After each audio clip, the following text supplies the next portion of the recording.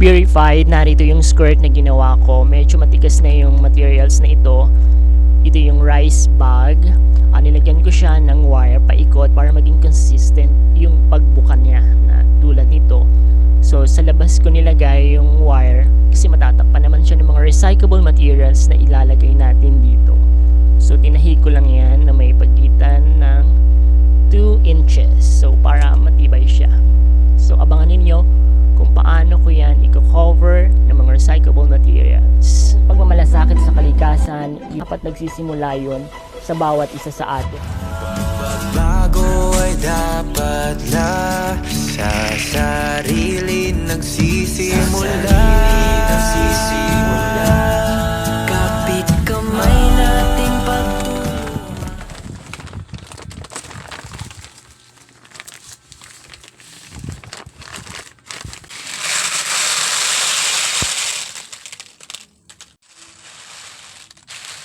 Kumusta Verified? Ako si Purple Dibiri at ito ang aking mini vlog. Aking sinimula ng pinakabagong trash transformation project. Tulad ng inyong nakikita, gawa ito sa mga plastic straw. Sa pirasong ito gumamit ako ng 680 piraso ng mga plastic straw o 1,360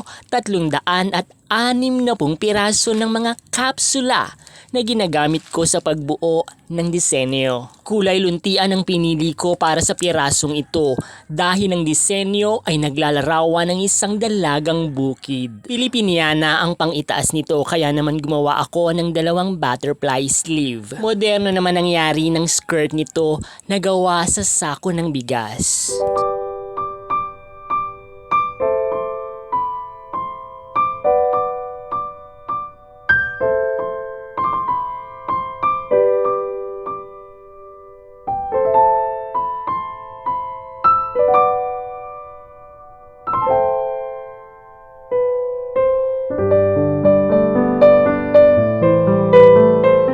Verified, ito ang aking pahina, ang Trashon Empress.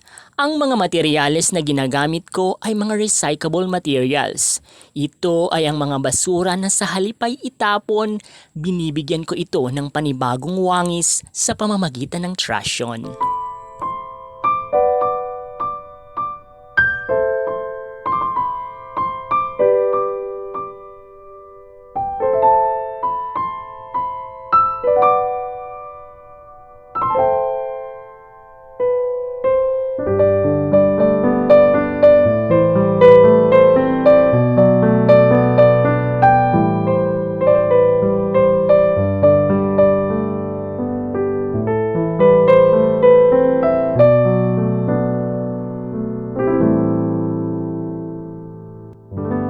Verified, ito ang unang bahagi ng aking mini vlog.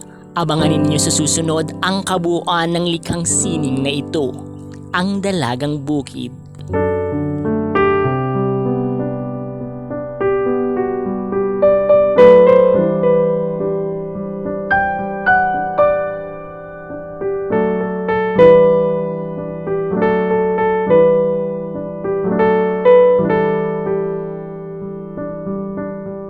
Hanggang sa muli, thank you very much sa inyong panunood.